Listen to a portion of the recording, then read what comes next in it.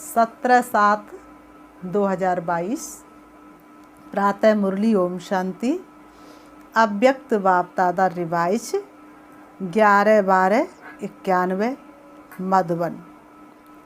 आज की मुरली का टाइटल है सत्यता की सभ्यता ही रियल रॉयल्टी है। सत्यता की सभ्यता ही रियल रॉयल्टी है।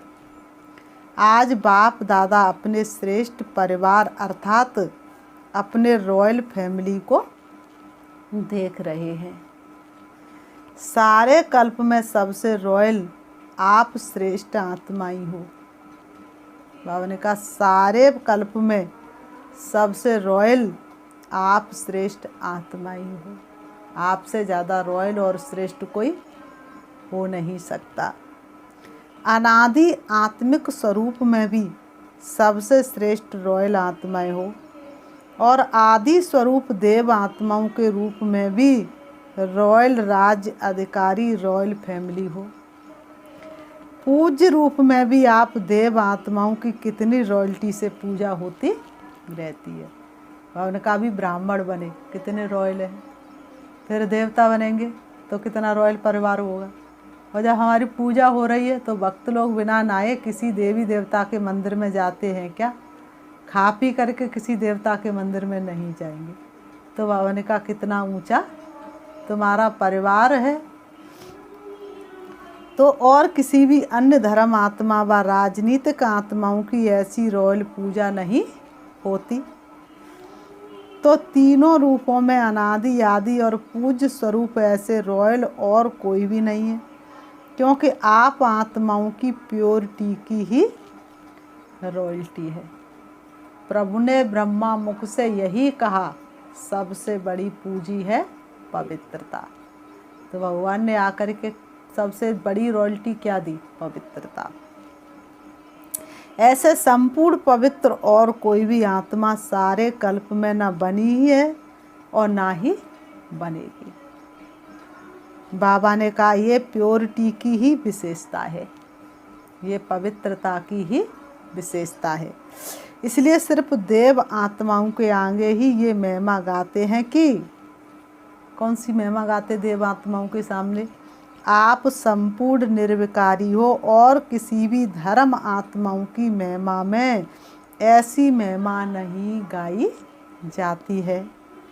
सिर्फ देव आत्माओं के श्रेष्ठ कीर्ति अर्थात श्रेष्ठ पवित्रता का ही कीर्तन होता है और कोई भी धर्म में कीर्तन नहीं होता है। और किसी धर्म में कीर्तन नहीं होता है, सिर्फ देवी देवता धर्म में ही कीर्तन होता है। साजों और बाजों से कीर्तन का रिवाज देव आत्माओं में ही है, वह संगम युग के शक्ति स्वरूप में है। यह संपूर्ण पवित्रता के विधि की सिद्धि है। बाबा कहते हैं ये संपूर्ण पवित्रता की विधि की सिद्धि है। इसलिए आप जैसी रूहानी रॉयल्टी और किसी आत्मा की नहीं। आप जैसी रूहानी रॉयल्टी और किसी आत्मा की नहीं। बाबा ने कहा तो चेक करो ऐसे प्योरिटी की रॉयल्टी कहाँ तक आई है। उन्होंने कहा इतनी ऊंचाई से तुम्हारी पूजा हो रही, इतना ऊंचा तुम्हारा देवकुल है और स्वयं भगवान परम धाम से पवित्रता का सागर आकर के ब्राह्मणों की पालना कर रहा है। आपने अपने अंदर कितनी ऊंची रॉयल्टी को, कितनी ऊंची पवित्रता को धारण किया है। संकल्पों में भी पवित्रता खंडित तो नहीं होती।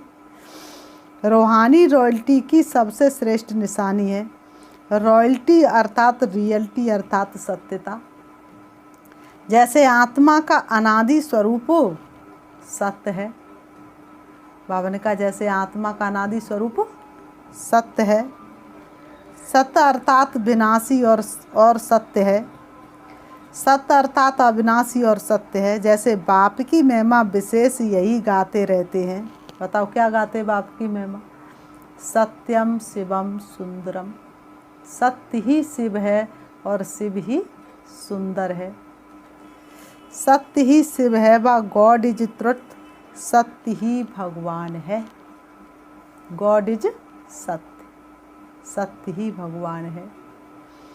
कहा जाता है तो बाप की महिमा सत्य अर्थात सत्यता की है।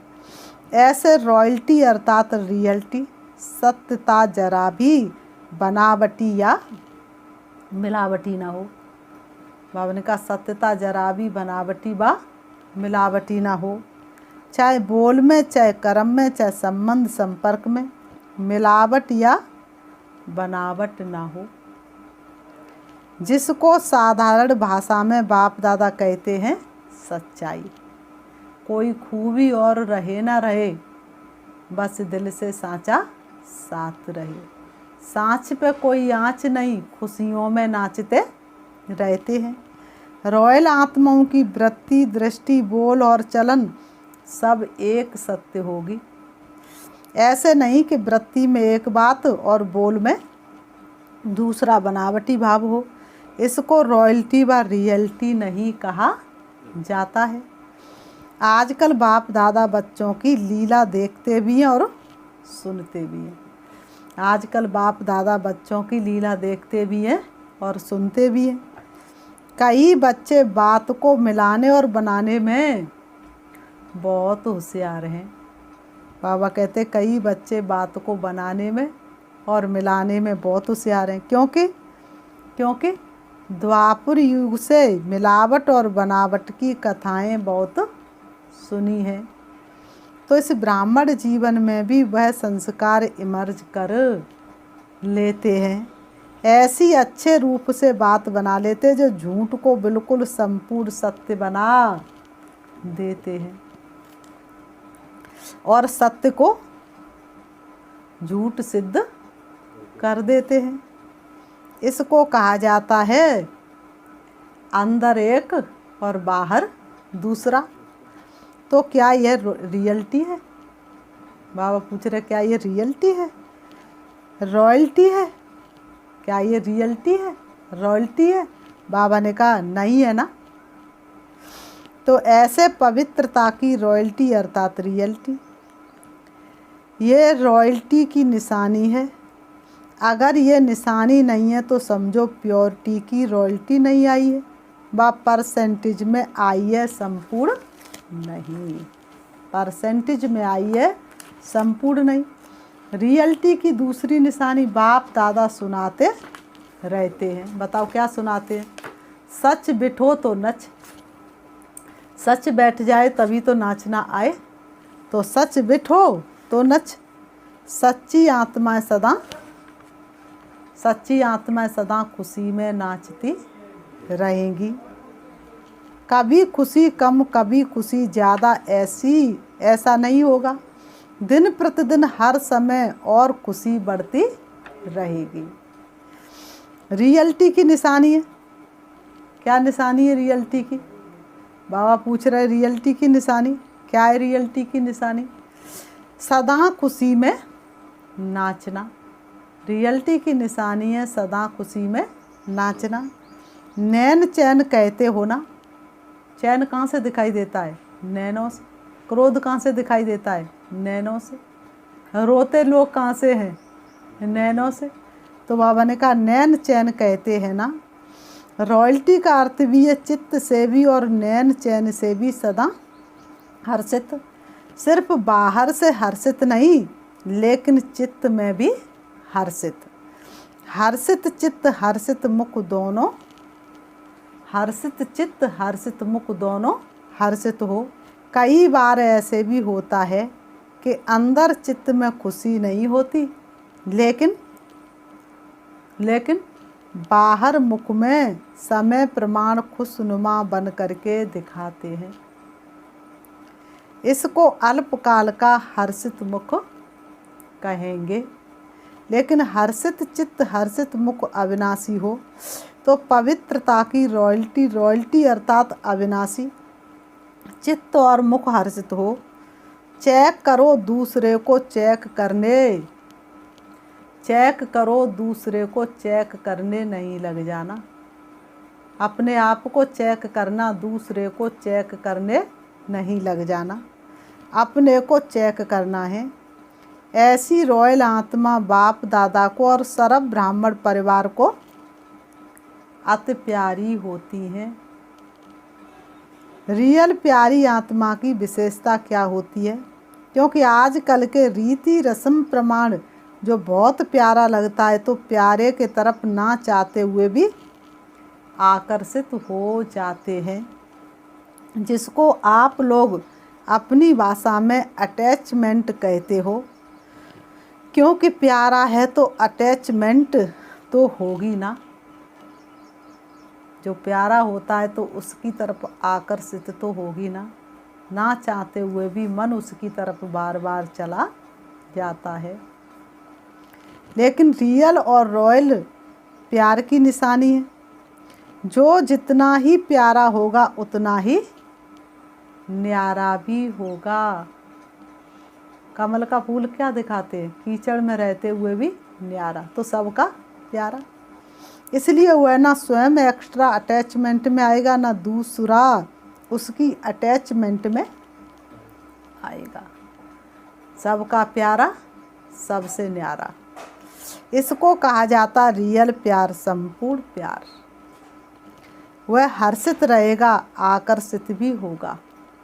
वह खुश भी रहेगा और दूसरों को अपनी तरफ आकर्षित भी करेगा।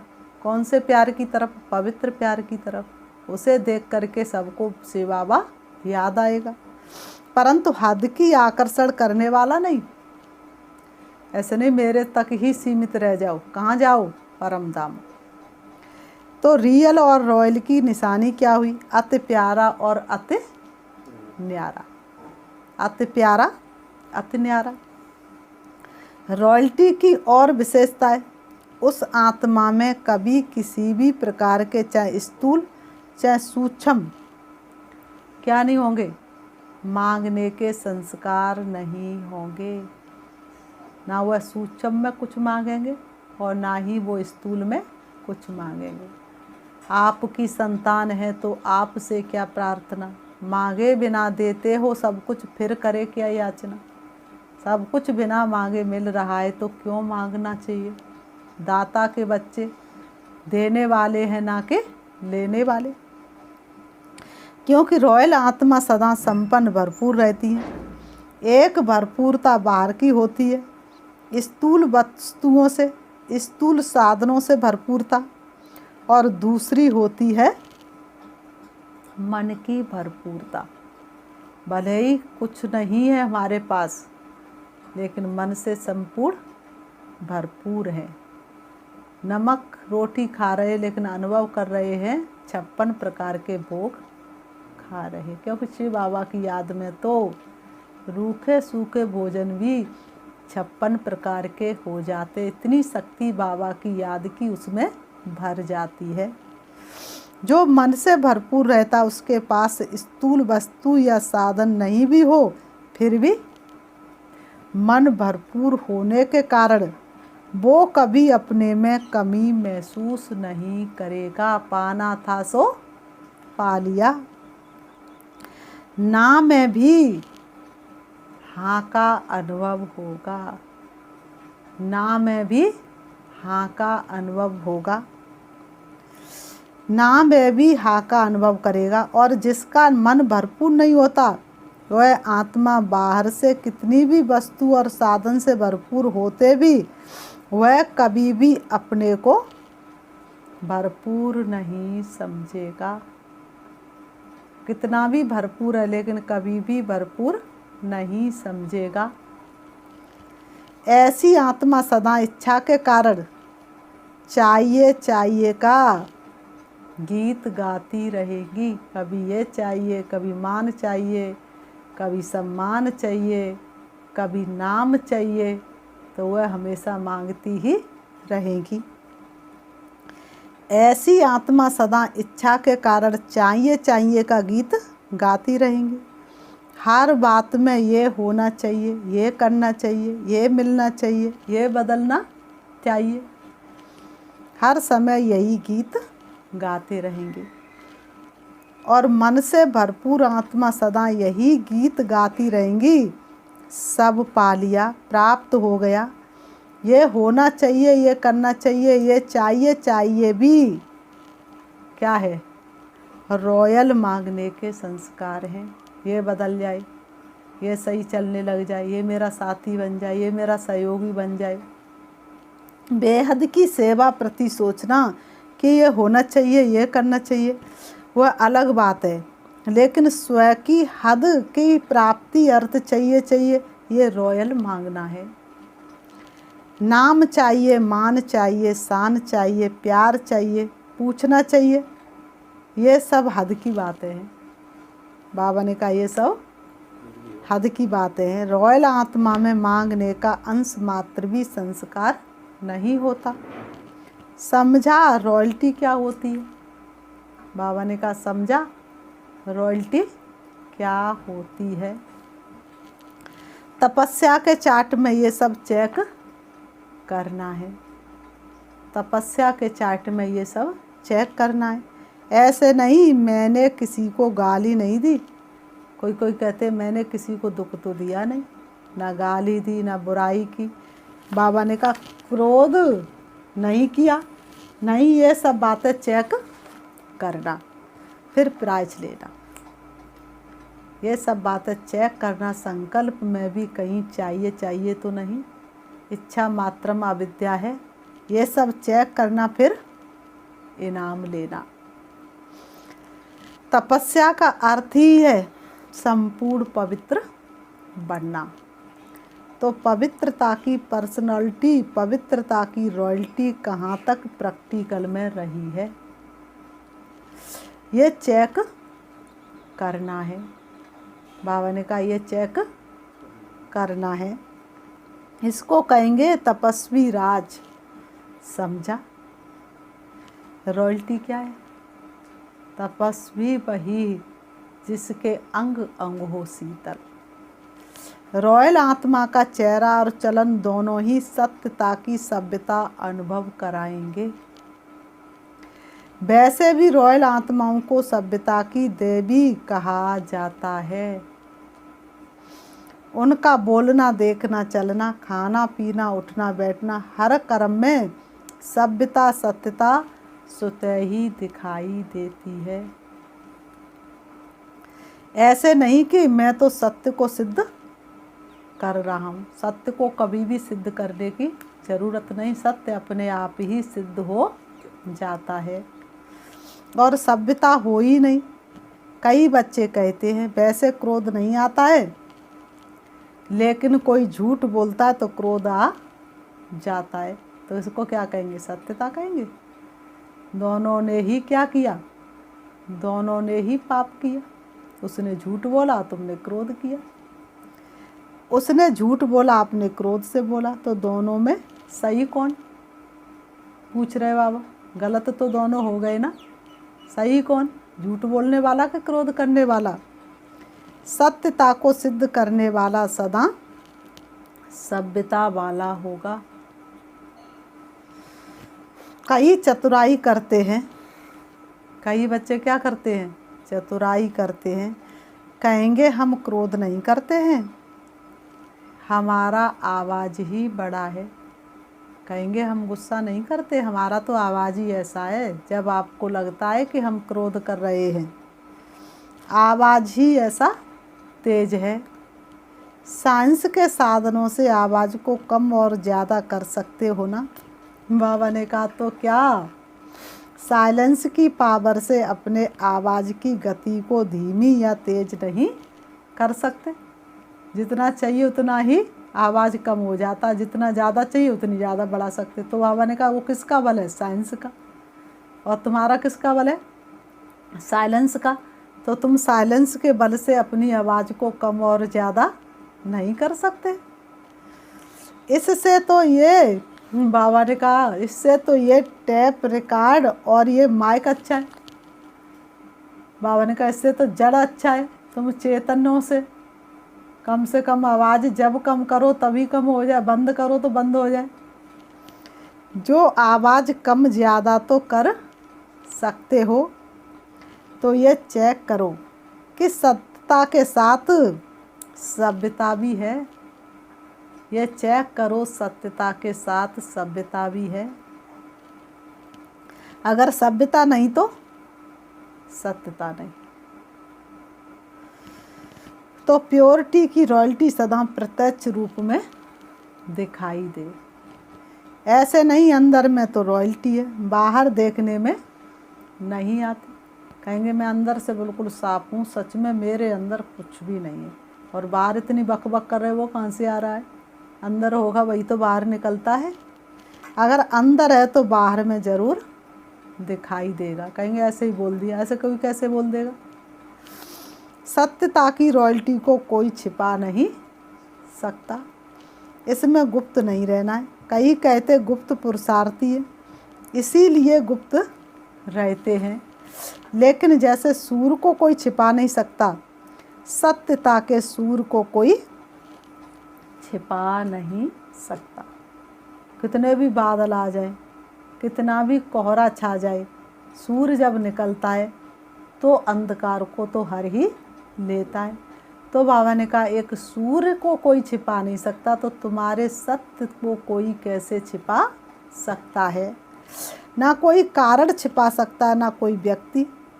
सत्य सदा ही सत्य है। सत्यता की शक्ति सबसे महान है।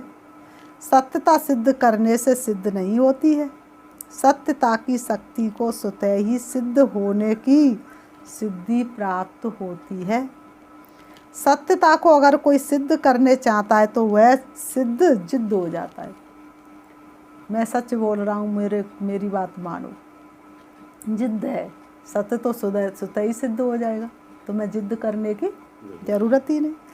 इसलिए सत्यता स्वतः ही सिद्ध होती है, उसको सिद्ध करने की आवश्यकता नहीं है। समझा? सत्य को सिद्ध करने की आवश्यकता नहीं, बाबा ने कहा। समझा? तपस्या वर्ष में क्या दिखाना है? प्योरिटी की पर्सनैलिटी और रॉयल्टी। अच्छा, देश विदेश के तरफ से सभी बच्चों के पत्र, याद, प्यार, पुरुषार्थ के, सेवा के समाचार और दिल की रूहान सब बाप दादा के पास पहुंच रही है। बाबा ने कहा पहुंच गई है। बाप दादा सभी बच्चों को क्या करते हैं? नाम सहित याद प्यार दे रहे हैं। तुम सब इतने बच्चे एक बाप दादा को याद करते हो, तो एक को याद करना मेहनत है, और बाप दादा इतने सभी बच्चों को याद करते हैं, तो एक को याद करने में मेहनत है कि अनेकों को? अनेकों को। तो बाप दादा एक एक बच्चे को याद प्यार देते हैं।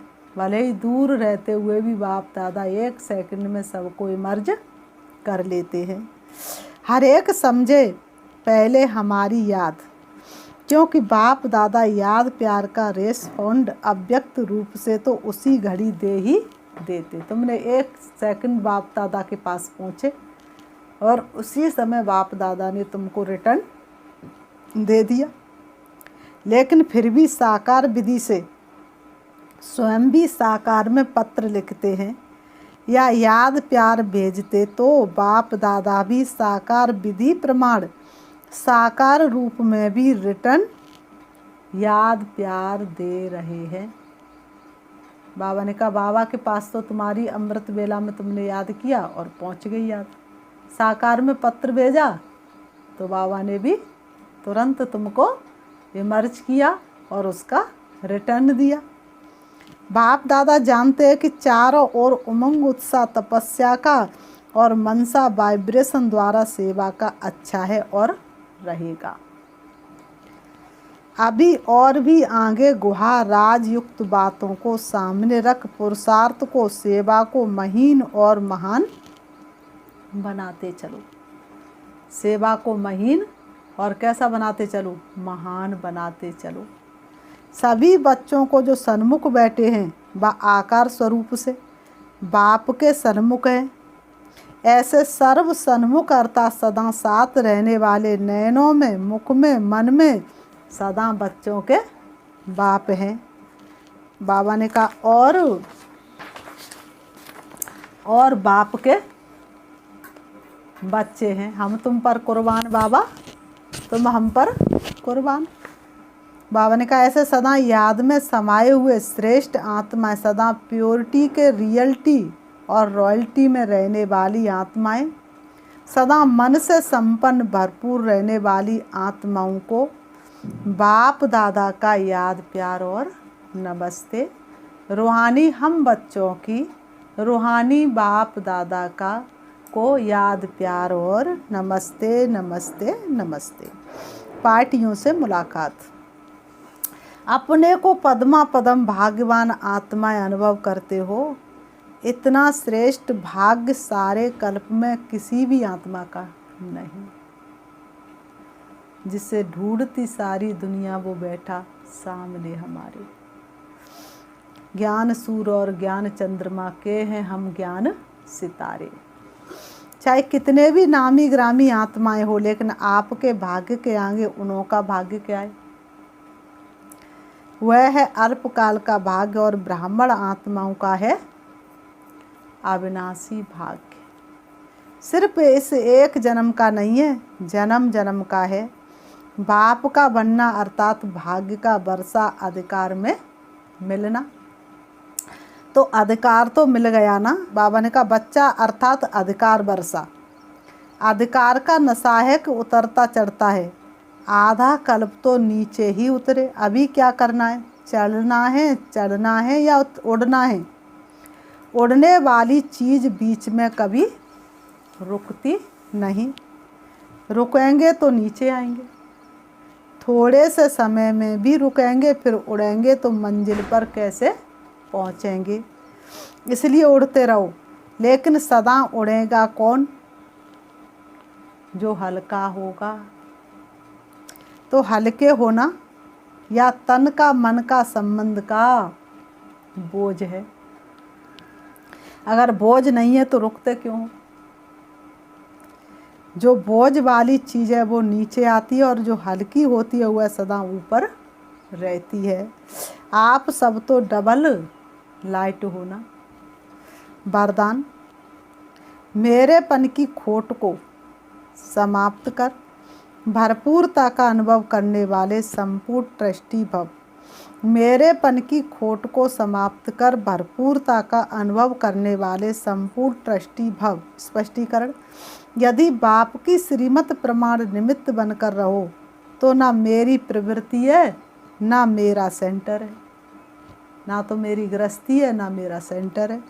प्रवृत्ति में हो तो भी ट्रस्टी हो, सेंटर पर हो तो भी बाप के सेंटर है, ना कि मेरे। इसलिए सदा शिव बाप की भंडारी है, ब्रह्मा बाप का भंडारा है। इस स्मृति से भरपूरता का अनुभव करेंगे। ब्रह्मा बाप की भंडारी और शिव बाप का भंडारा और भोलेनाथ का भंडारा है भरपूर। आओ भर लो झोली, कर लो काल कंटक दूर। तो बाबा ने कहा मेरापन लाया तो भंडारा व भंडारी में बरकत नहीं होगी। किसी भी कार्य में अगर कोई खोट अर्थात कमी है तो इसका कारण बाप की बजाय मेरेपन की खोट अर्थात अशुद्धि मिक्स है। स्लोगन।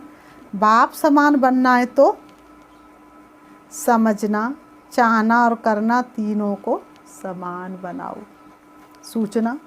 आज मास का तीसरा रविवार है। सभी राजयोगी तपस्वी भाई बहनें साय 6:30 से 7:30 बजे तक विशेष योग अभ्यास के समय मास्टर सर्वशक्तिवान के शक्तिशाली स्वरूप में स्थित हो सर्व शक्तियों का महादान करें।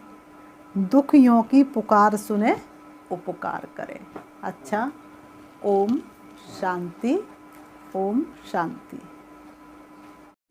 अभी हम 5 मिनट से बाबा को याद करेंगे, चलेंगे, देखेंगे अपने आप को। मैं शुद्ध पवित्र आत्मा हूँ। चमकते हुए सितारे की तरह अति सूक्ष्म हूँ। ज्योति पुंज हूँ। दोनों भ्रुओं के बीच भ्रकुटी में विराजमान हूँ। शरीर मेरा वस्त्र है जो मैंने थोड़े से समय के लिए धारण किया है। वास्तव में मुझे आत्मा का घर परम धाम शांति धाम है, जहाँ की मैं आत्मा रहने वाली थी। मेरे पिता परमात्मा परम धाम के रहने वाले हैं। परम धाम से मुझे आत्मा ने इस सृष्टि रंगमंच पर बहुत सुंदर दुनिया से अपना पाठ शुरू किया। देवी देवताओं की दुनिया से मैंने पाठ शुरू किया। धीरे धीरे मैं आत्मा कलयुग के अंत में आ गई। कलयुग में आते आते अपने पिता परमात्मा को और घर को भूल गई। शिव बाबा ने ब्रह्मा के तन के द्वारा मुझे घर का परिचय दिया, स्वयं का परिचय दिया। अब मुझे आत्मा को बहुत खुशी है। मेरा घर परम धाम, मेरा पिता परमात्मा ज्योति बिंदु शिव है, जिसको मैंने आधा कल्प से पुकारा, जिसको मैंने आधा कल्प से ढूंढा, वो पिता परमात्मा अब मेरा साथी बना है। मैं आत्मा उस पिता परमात्मा से मिलने के लिए इस देह रूपी वस्त्रों को त्याग करके चली जा रही हूँ। देखें अपने आप को अति सूक्ष्म लाइट स्वरूप में, देह रूपी वस्त्रों से बिल्कुल अलग होकर मैं आत्मा प्रकाश स्वरूप में चली जा रही हूँ। इस सृष्टि रंगमंच से दूर चली जा रही हूँ, नीले आसमान से भी पार, सूरज से भी पार, चंद्रमा से भी दूर, तारागढ़ की दुनिया से भी पार, सूक्ष्म वतन देख रही हूँ। बाप दादा को अपने सन्मुख फरिश्तों के बादशाह चमकीली ड्रेस के साथ, उनकी भ्रकुटी में विराजमान शिव बाबा मेरे सन्मुख है। मैं आत्मा भी फरिश्ते की चमकीली ड्रेस को धारण कर लेती हूँ। बाप दादा की शक्तिशाली दृष्टि मुझ फरिश्ते पर पड़ रही है।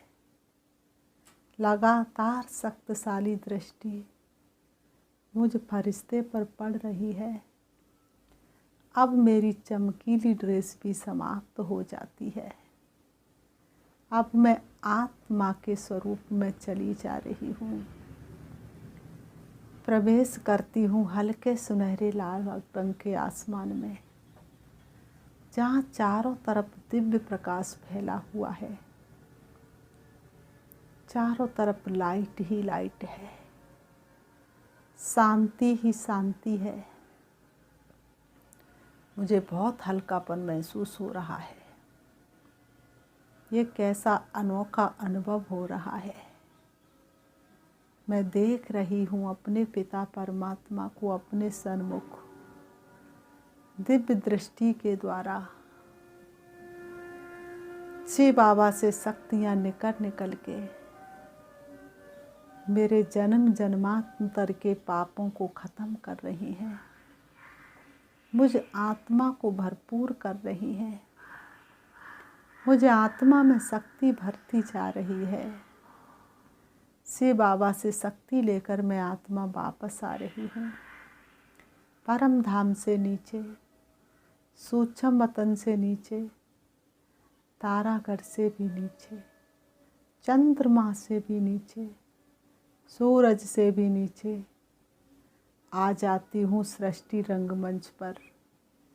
आकर के दोनों भ्रमों के बीच भ्रकुटी में विराजमान हो जाती हूँ। ओम शांति। ओम शांति।